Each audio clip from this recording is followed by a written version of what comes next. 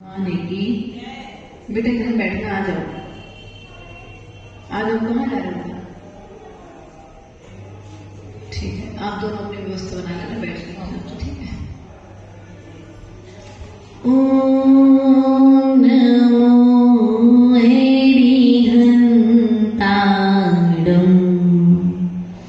ओम नमो श्री सिद्धार्थम्। ओम नमो आयर्याडम्। ओम नमो उवज्रायाडम्। ओम नमो लोयसवसावुडम्।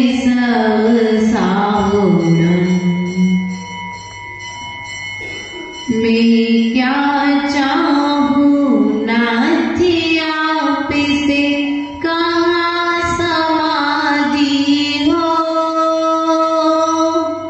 जहाँ हमारे गुरु विराजे वहाँ समाधि हो। पार्श्वनाथी का शमविशरण थल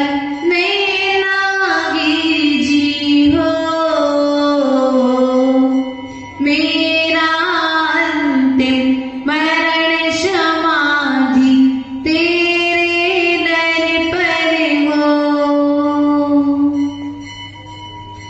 बोले अनंत अनंत शुद्ध परमेश्वरी भगवान की, आचार्य भगवंत कुंद कुंद स्वामी की, आचार्य भगवंत विराट सागर जी महाराज की, आचार्य भगवंत 108 विशुद्ध सागर जी महाराज की, मम दीक्षा शिक्षा दाता 108 विभव सागर जी महाराज की।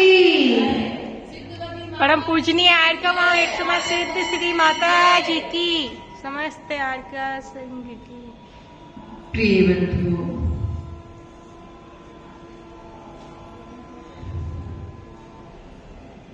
माँ जिनवाणी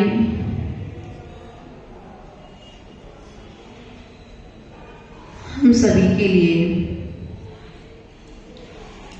संसार के दुखों से बचने का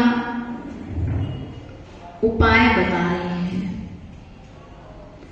क्योंकि यह जीव अनादि काल से संसार के दुखों को भोग रहा है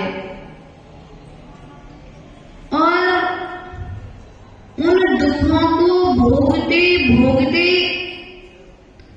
नए कर्मों का बंध कर रहा है और बंध करके पुनः संसार में उन कर्मों की निर्जरा के लिए पुरुषार्थ रत है कि नहीं है। उमा स्वामी महाराज ने तत्वार्थ सूत्र 7 तत्वों के विस्तार को बताने के लिए लिखा। आचार्य भगवंत नेमिचंद्र आचार्य ने द्रव्य संग्रह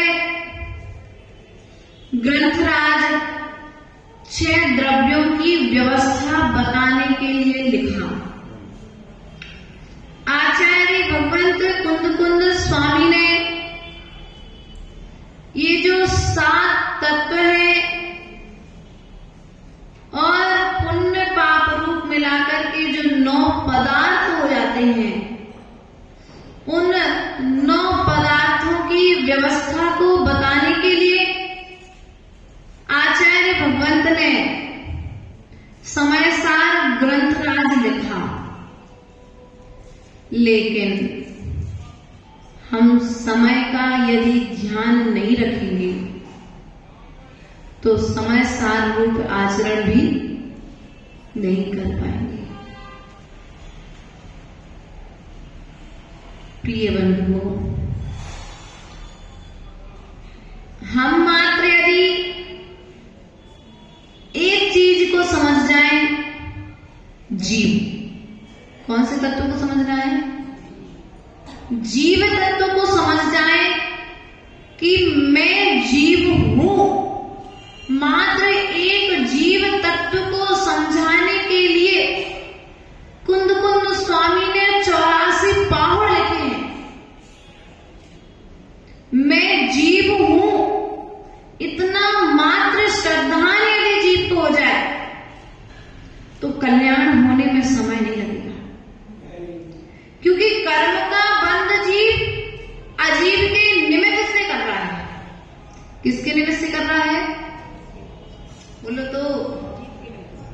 लेकिन क्या निमित्त का दोष है कि उपादान का भी कुछ दोष है? बताओ, बताओ। हमने अनादि काल से निमित्त को दोष दिया है, अपने उपादान को जागृत नहीं किया है। और साधक क्या कर रहे हैं? अपने उपादान शक्ति को जागृत करके पंचम काल में भी पंचम गति की तैयारी कर रहे हैं। पंचम गति अर्थात सत्य अवस्था। कौन सी अवस्था? ऐसी अवस्था कि फिर उसमें एक बार यदि वह गति हमें प्राप्त हो जाए तो आचार्य भगवत कहते हैं फिर तुम्हें दूसरी गतियों को धारण करने की जरूरत नहीं पड़ेगी। प्रिय बंधु, मात्र जीव तत्व का स्वरूप क्या है? मैं जीव हूं। तो मैं कैसा जीव हूं? कर्मों से सहित जीव हूं कि कर्मों से रहित जीव हूं?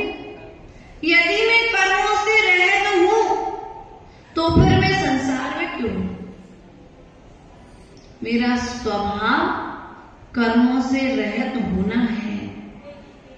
ये कर्म मुझे संसार में बांधे हुए हैं, तो मैं इनसे मुक्त कैसे होऊंगा? एक तोता जब पिंजरे में रहता है तो वह पिंजरे में रहते हुए भी पिंजरे से बाहर निकलने का पुरुषार्थ करता है। एक गाय रस्सी में बंधी होती है, लेकिन वह मौका देखकर उस रस्सी से छूटने का पुरुषार्थ। एक श्वान जो तुम्हारे बंधन में है वह भी यह विचार करता है कि मालिक कब दूर भगे और मैं रस्सी को छोड़ करके बाहर भाग जाऊं। लेकिन एक मनुष्य एक ऐसा इंसान है जो कर्मों से बंधा हुआ है, अर्थात राग द्वेष रूपी दो डोरियों से बंधा हुआ है और उनमें दिन रात बंधने का पुरुषार्थ कर रहा है। छूटने का पुरुषार्थ प्रारंभ भी आपने आचार्य भगवंत पुष्पा स्वामी ने कहा है, रागा द्वेष द्वयी दीर्घा नेत्र कर्षण कर्मणा अज्ञान न सुचिरम जीवा संसार राध्रव भ्रमत। क्या कहा? संसार का कारण कौन है? संसार में परिभ्रमण कराने वाला कौन है? माताओं ध्यान से सुनना, क्योंकि ये कहानी हमारी अकेले की नहीं है। ये कहानी आपकी है, हमारी है, अनादिकाल से संसार में भ्रमण के कारण की है, इस जीव के दुखों के कारण की है।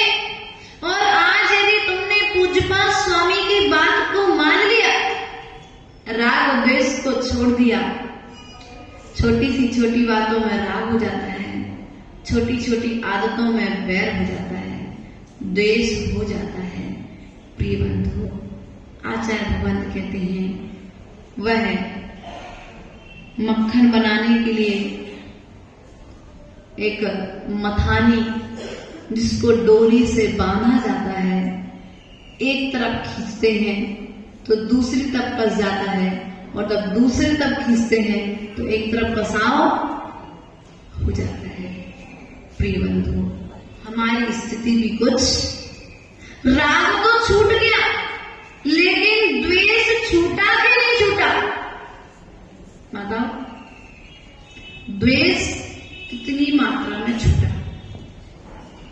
गुण स्थान चाहते हो ना, 5वां, 6वां, 14वां, चाहते कि नहीं चाहते?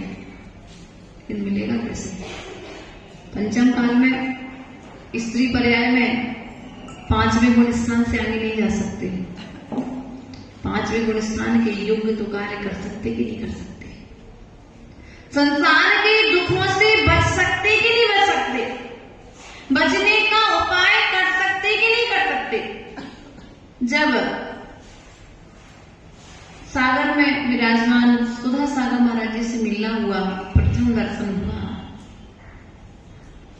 महाराज श्री शिव ने पूछा, महाराज आज समाज की गतिविधियां देख करके बहुत विकल्प उत्पन्न होते हैं और क्या करें? इन विकल्पों से बचने का उपाय आप बताइए। महाराज ने कहा, माता जी कांटे तो सब ओर है। क्या कहा? कांटे तो सब ओर है। जो मार्ग आपने चुना है वो कांटों का मार्ग है। अब कांटा लग ना जाए तो संभल करके अपन को चलना पड़ेगा। अर्थात यदि लगता है तो सूजी साथ में लेकर के रखो। पर सूजी कौन सी? स्वाध्याय की सूजी, तत्व ज्ञान की सूजी लेकर के रखोगे तो वो विकल्प तुम्हें भीतर तक नहीं जाएगा। जैसे कांटा ज्यादा भीतर तक नहीं जाता तो तत्काल निकाल देते हो, उसी प्रकार से राग द्वेष की बातों को भी तुम ज्यादा भीतर तक क्या करते? यदि अपच हो जाए शरीर में तो डॉक्टर क्या करता है बताओ? अपच हो जाए शरीर में क्या करता है? बमन की, विरेचन की औषधि देता है। विरेचन हो जाएगा, मल जो पेट में छिड़ गया है, आंतों में जो मल चिपक गया है, यदि वो मल निकल जाएगा तो क्या होगा? फिर व्यक्ति स्वस्थ हो जाएगा। इसलिए प्रिय बंधु, यदि आपको स्वस्थ होना है, यदि आपको संसार के दुखों से बचना है, तो उन दुखों से बचने का उपाय है राग और द्वेष को हमें छोड़ना पड़ेगा। छोटी छोटी बातों, बड़ी बातों पर राग द्वेष नहीं करते। हम छोटी छोटी बातों पर, छोटी छोटी चीजों पर राग द्वेष करने, और जिन बातों का कोई प्रयोजन नहीं है, जिन बातों का कोई मतलब नहीं है, जिनका कुछ सेंस निकलने वाला, कुछ सार निकलने वाला, उन बातों पर हम बहस करने अर्थात द्वेष करने। अगर तुमने द्वेष किया तो हमारा क्या गया बताओ? यदि आपने सामने वाले से द्वेष किया, सामने वाले का कुछ गया क्या? गया किसका? तो पहले हम क्या कर रहे हैं? अपना स्वयं का, अपने परिणामों का घात हम स्वयं कर रहे हैं। और जो परिणामों का घात कर रहा है वह जीव अपने संसार की यात्रा को स्वयं बढ़ा रहा है।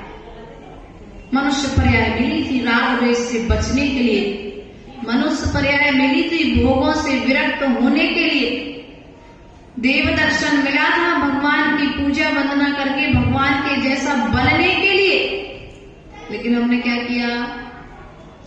मंदिर में आए तो भगवान में दोष, जिनवाणी माँ के पास बैठो जिनवाणी में दोष, और गुरु के पास गए तो गुरु में दोष।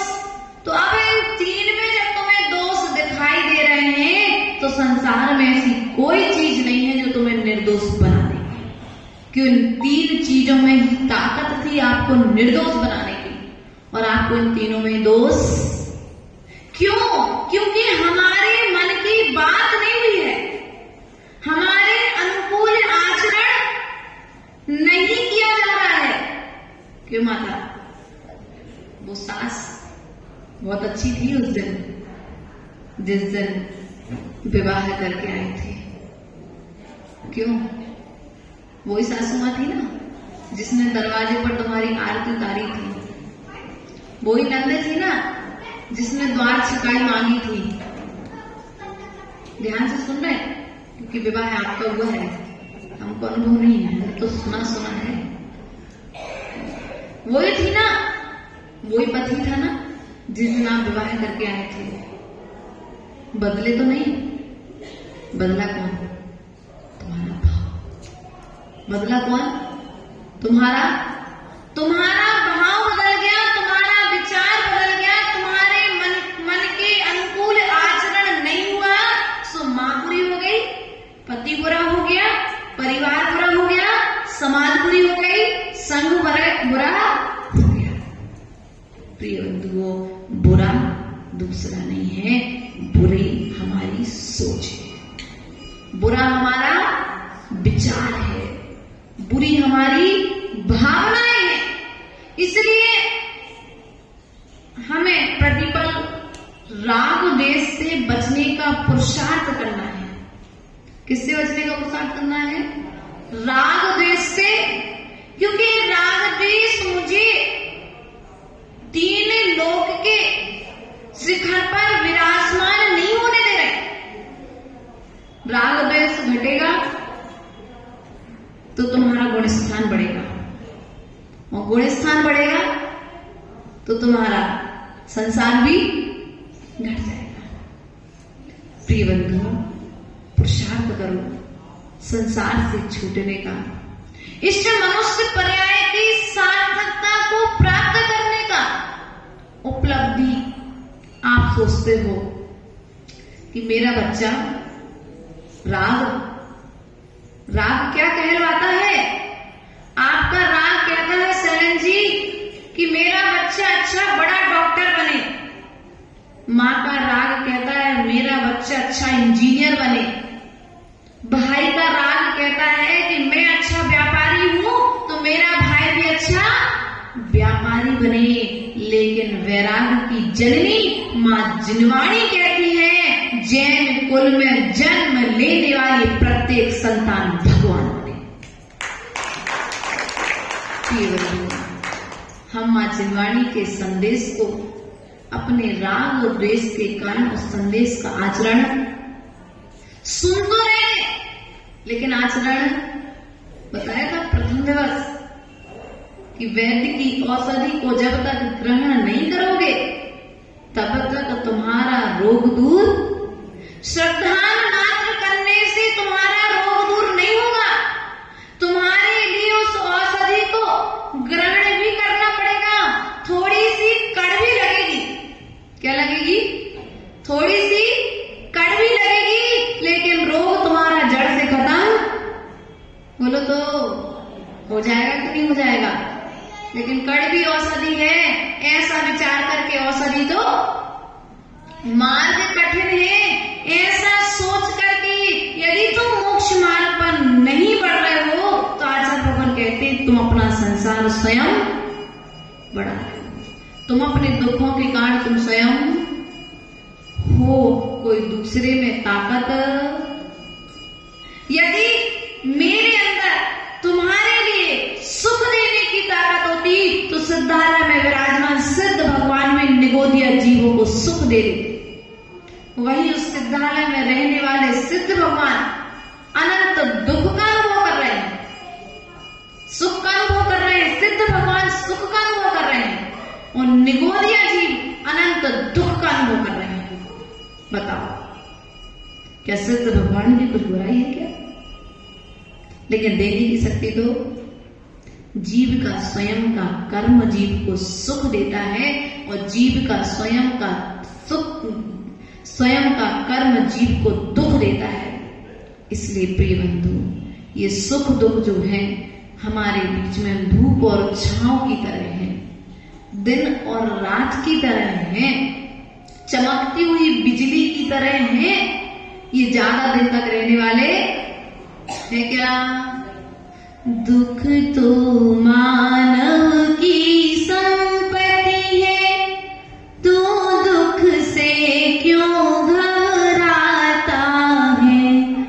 सुख आता है दुख जाता है, दुख आता है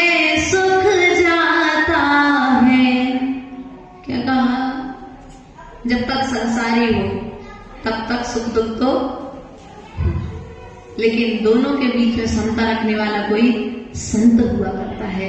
इसलिए प्रिय बंधुओं, आप श्रावक हैं। कौन से कुल के हैं? महावीर के। कौन से कुल के हैं? महावीर के कुल के हैं। तो क्या भगवान महावीर स्वामी, जो महावीर स्वामी बने हैं, तो क्या बिना परीक्षा दिए बन गए?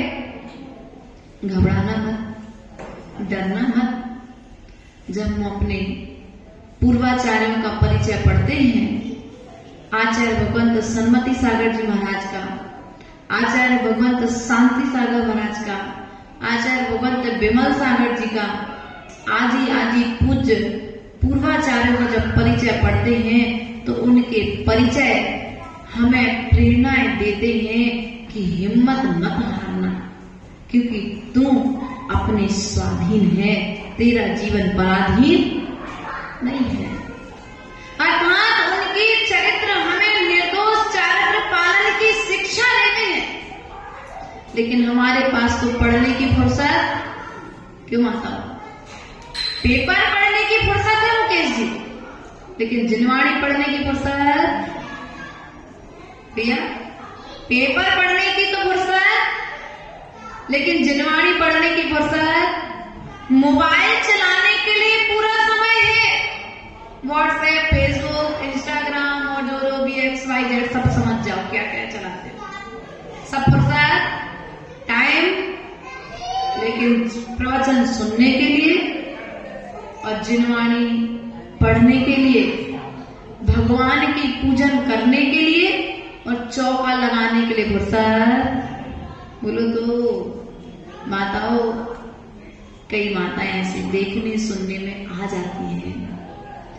प्रिय बंधुओं, अपना समय अपने लिए दो। किसके लिए देना है? सबके बीच में रहते हुए भी जलते भिन्न कमल है, ऐसा विचार करो।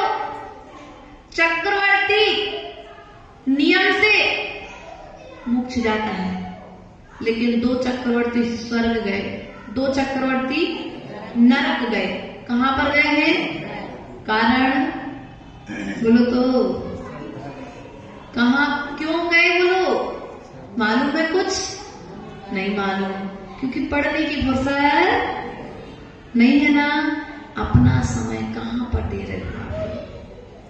ये पुत्र पुत्रियां, परिवार, दुकान, व्यापार सब अनादिकाल से संभाला है।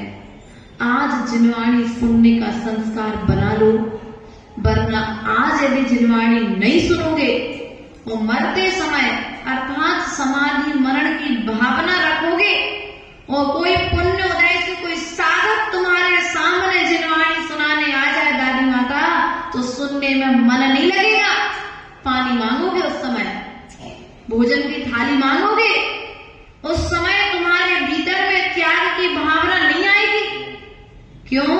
क्योंकि तुमने भोग के संस्कार बनाए हैं, त्याग के संस्कार बनाए।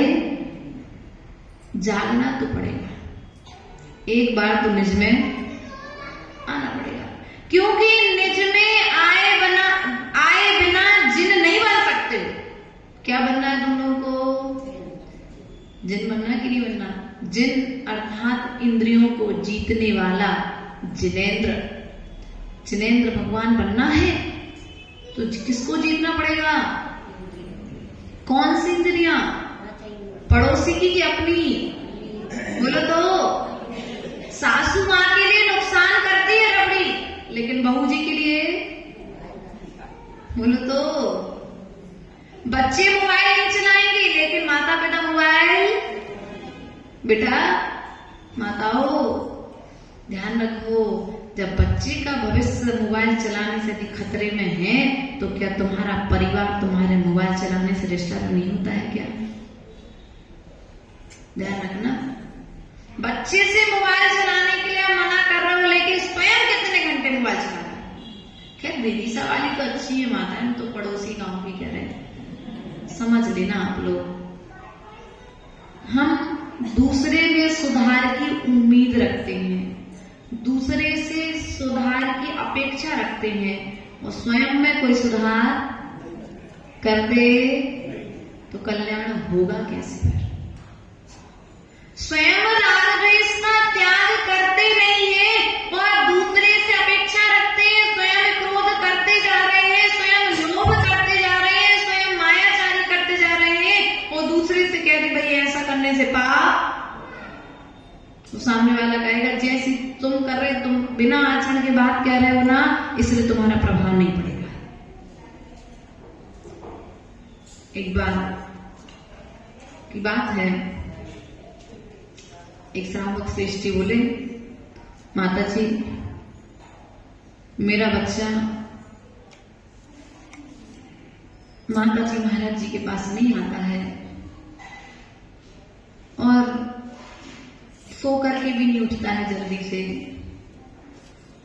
मंदिर भी नहीं करता है, पूजन भी नहीं करता है, स्वाध्याय भी नहीं सुनता है। तो आप ऐसा संबोधन दो जिससे वो कम से कम जैन कुल में जन्म लिया है तो उसके अनुकूल तो आचरण करने लगे। तो हमने कहा आपने नहीं समझाया?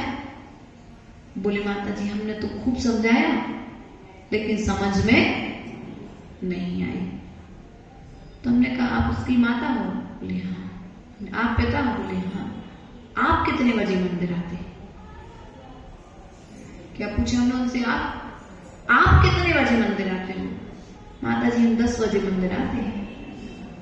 हमने कहा जब तुम 10 बजे आते हो तो बच्चे से तुम 12 बजे की उम्मीद करो, क्योंकि जब तुम स्वयं अभिषेक पूजा नहीं कर रहे हो, जब तुम स्वयं स्वाध्याय सुनने प्रवचन सुनने नहीं जा रहे हो, जब तुम स्वयं चौका नहीं लगा रहे हो, जब तुम स्वयं जैन कुल के योग्य आचरण नहीं कर रहे हो, उसकी महिमा गरिमा जानते हुए भी, तो फिर बच्चे से क्या उम्मीद रखोगे?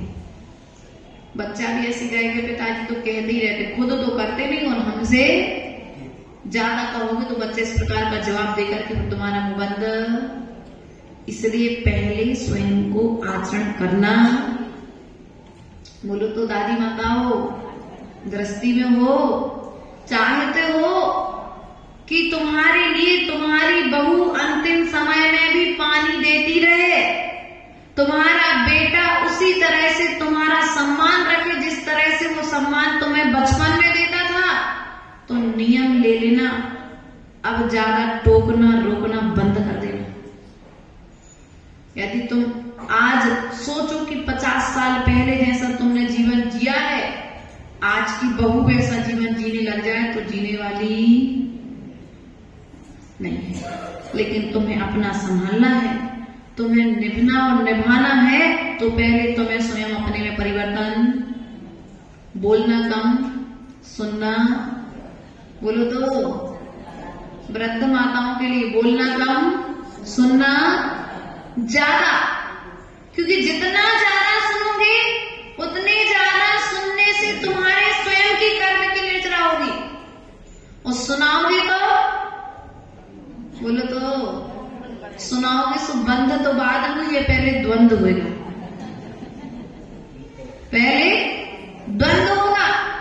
इसलिए हमारा निवेदन है कि अगर राग द्वेष से बचना चाहते हो तो अपनी वाणी पर हमें कंट्रोल, गाड़ी में ब्रेक, एक ब्रेक पूरी गाड़ी को कंट्रोल कर देता है, और हमारी वाणी हमारे जीवन को व्यवस्थित बना देती है। इसलिए मनुष्य का ब्रेक मनुष्य के मुख में है, अपनी वाणी पर ब्रेक करो। बोलने के पहले और खाने के पहले देख लो, सोच लो, भोजन के पहले सोच लो और बोलने के पहले सोच लो, वरना फिर बाद में फिर अब पछताए, क्रोध का चिड़िया चुप गई, अब तो पति देव जब आएंगे, सास तुम्हारी दो बातें कहेंगी सो डांट, तो फिर कोई बात नहीं। लेकिन अभी भी संभलने का मौका है, हमें राग द्वेष से बचना है, हमें संसार के दुखों से बचना है, हमें इस मनुष्य पर्याय की सार्थकता को प्राप्त करना है। किसको प्राप्त करना है? मनुष्य पर्याय की सार्थकता, इस स्त्री पर्याय को सार्थक करना है। शिवकोटि स्वामी ने भगवती आराधना ग्रंथराज में कहा है कि दुर्लभ पहले दुर्लभ है मनुष्य पर्याय। क्या है सबसे ज्यादा दुर्लभ? आप लोग मनुष्य हो कितने अंश हैं? जाति से, गति नाम कर्म के उदय से कि आचरण से? हैं? बोलो तो विचक गए क्या? एक दूसरे का मुंह ही देख के हाँ ना कर दो कुछ।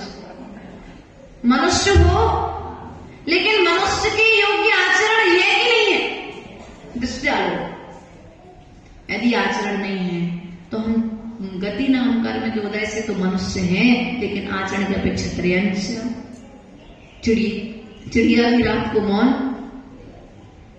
पशु भी रात को भोजन करना बंद, और हम मनुष्य। बोलो तो हमने कौन सा विशेष काम किया?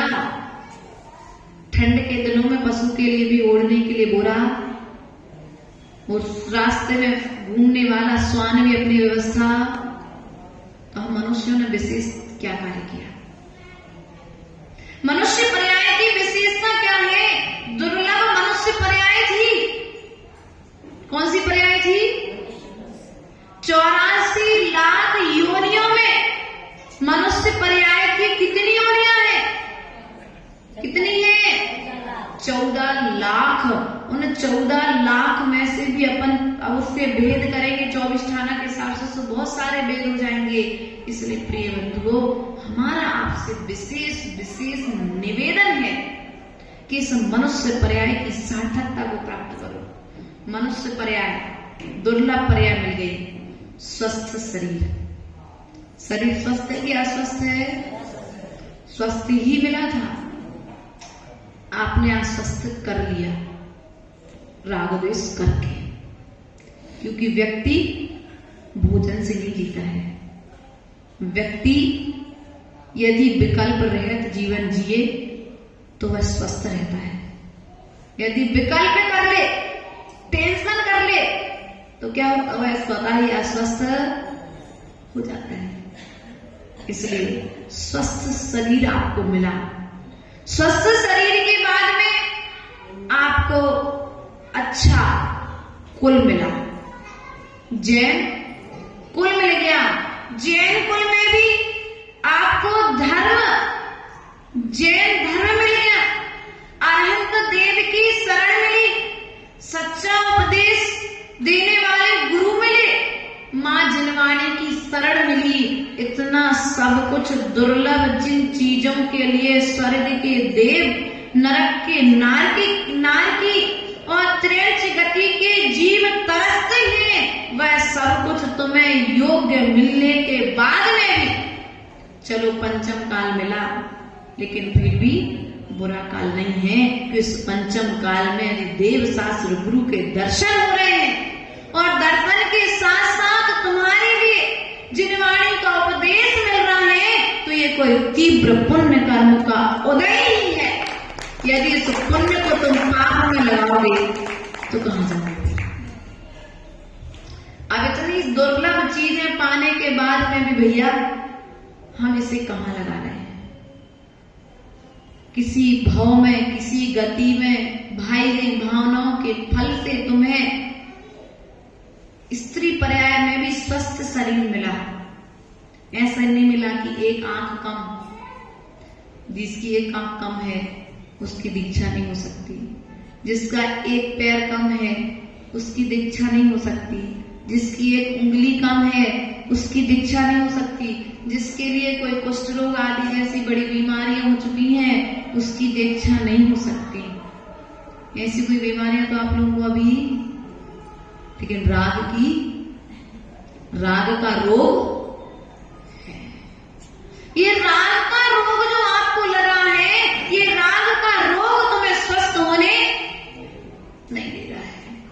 इसलिए प्रिय बंधु, यदि तुम्हें स्वस्थ होना है तो राग को छोड़ना, अर्थात तुमने राग छोड़ दिया, तुमने द्वेष छोड़ दिया, मतलब तुमने संसार छोड़ दिया। क्योंकि संसार के परिभ्रमण का कारण है राग और द्वेष। दुख का कारण है राग और द्वेष। इसलिए अपने राग द्वेष को घटाओगे तो निश्चित तुम संसार से पार हो पाओगे। तुम्हारी मनुष्य पर्याय पाना, जैन कुल पाना, जैन धर्म पाना, जिनवाणी माँ की शरण पाना, जिन गुरुओं के चरणों पर आना, उनके चरणों में जाना आदि सबको सार्थक हो जाएगा। इन 5 इंद्रियों के लिए आप अपन मोक्ष का साधन बनाएं।